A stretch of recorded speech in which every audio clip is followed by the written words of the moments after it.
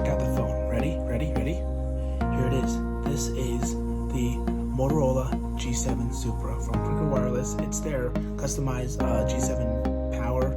So pretty much what this is an excellent phone for less than $100, or actually less than, because it was free for me, but for you guys, that promotion's ended. So this phone's currently going for $999 from Cricket Wireless if you guys port in a number. And for those of you that are currently Cricket members or don't want to port in a number and just want to get a new number, this phone's $149.99 plus tax. So overall, I'm going to be reviewing this phone based on how good it is at $100 and $150, not how good it is as a free phone, because you can't get this phone free anymore.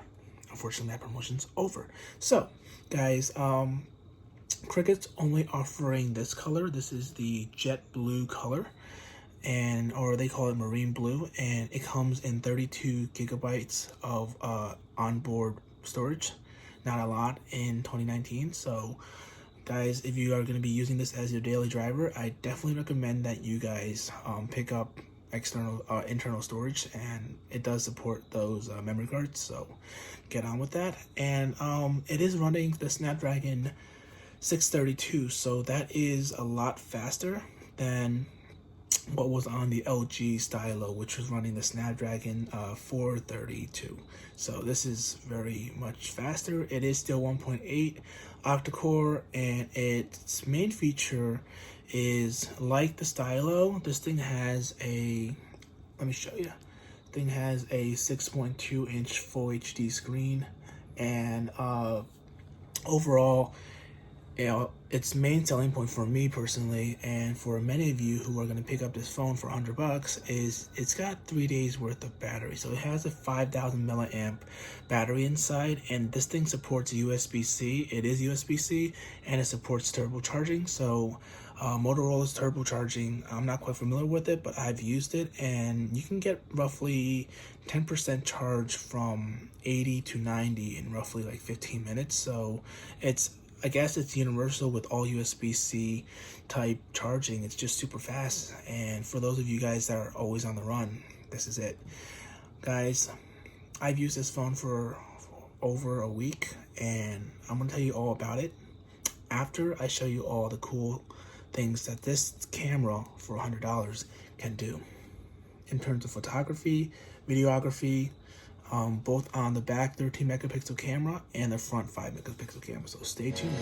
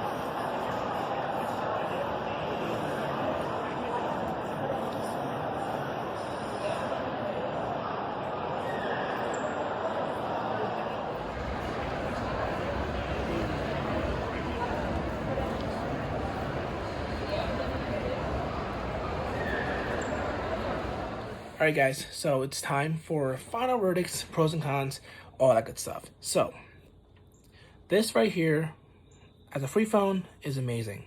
Just like the LG Stylo was, free is amazing. But as a phone that's $100 and as a phone overall, how does it stack up against its competitors and of course against the flagships like the iPhone 11 Pro, Samsung Galaxy S10 Plus, Galaxy Note Plus, Google Pixel, Huawei Mate 30, Mate 20, P30, all those big boys out there? How does this stack against them? So, I can honestly tell you it doesn't stack against them, but as a $100 phone or $150 phone, as a value bang for your buck phone, this is definitely it, guys. And let me start by telling you why. So in terms of photography, this is an amazing phone. It's very sharp, it's very detailed, and it gets really good images with one careful rule. Make sure you're taking this and using this in areas of adequate light. So right now, you can look around my room and see that my room is really lit up, but in reality, it's only being lit up by one, set of lights right there, 2 and 1. And to get that best results, you have to be outside. We're like a really, really nice sunny day to get the best results. Cloudy days, you might not get the best results. And I happen to be taking all my shots today actually outside or in a mall. And if you notice that in the mall, there's adequate light. So using the back 13 megapixel camera, I got some really, really nice, sharp pictures. Now, the night before, I was out with friends and I was also using this camera. And it was around like maybe, 9, 10 o'clock. We were at a, barbecue grill and I was using it and there was just so much noise and among other like artifacting in the shots that I really don't recommend this camera for nighttime use. Now that's including the front and back, of course, cameras. I'll include some samples, of course, in this as well to show you. It's not a nighttime camera. Doesn't have night mode. It just doesn't work. And overall, as for photography, that's where it ends. The good ends just right there. Everything else about it is just not good. So it does allow you to put like the logo thing on the bottom left along with your name, so every time you take a photo you know that it came from this camera as opposed to an iPhone or a Huawei, etc. It does the same thing kind of what Huawei does when you take their photos. It just has that model number and company name in the bottom. Now I know for a fact that with this you can actually disable that, but with the Huawei I have no idea if you can.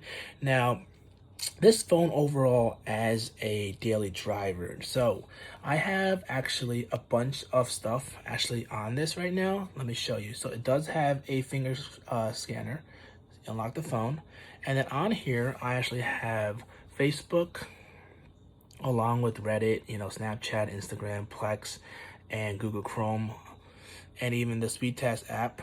And this thing does support Hey Googles, but I haven't really used it at all, so I can't really tell you how good that is. But from my experience with the Google Pixel and other Android devices, it should work fine. And the Snapdragon on here is very fast compared to even the LG Stylo that I used before. It's a lot faster. Plex works wonderfully. Now what I mean by that is I've only tested Plex on the same network. I have a lot of content on Plex and it's very, very fluid. You won't have any issues at all with it. It loads everything quite fast. It loads faster than what I would say the LG Stylo load.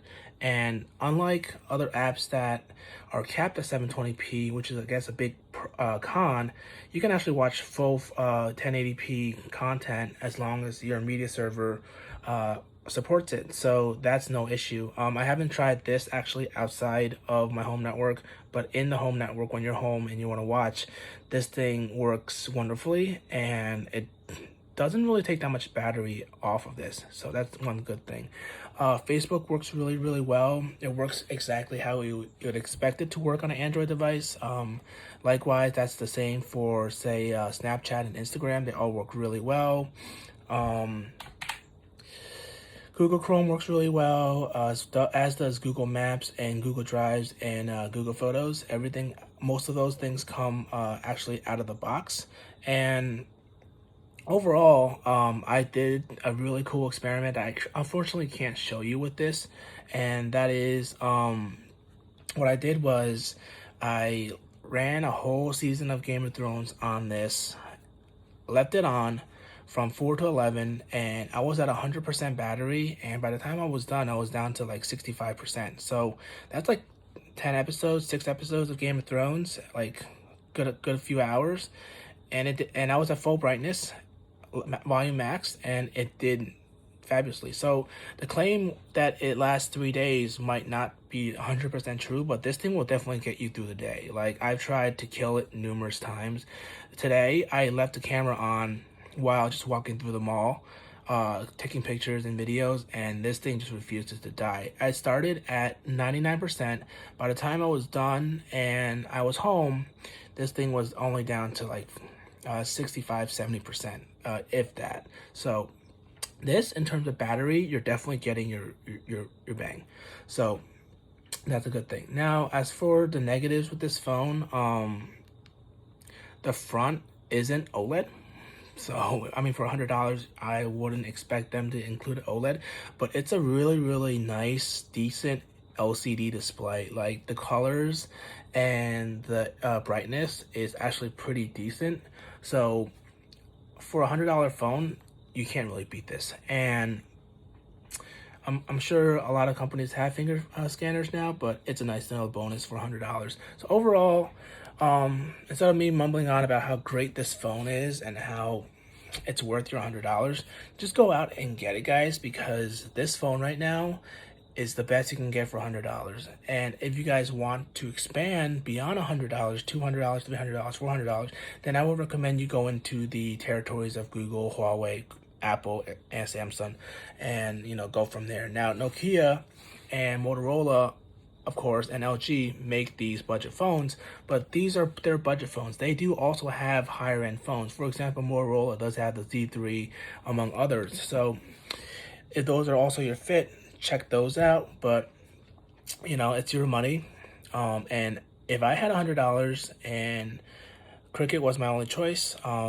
yeah, this is gonna be the phone to get. Like, you get the most for your value with this phone, and for $100, you really can't go wrong with it. If it breaks, if it whatever, it's still covered, so for a year. So give it a shot.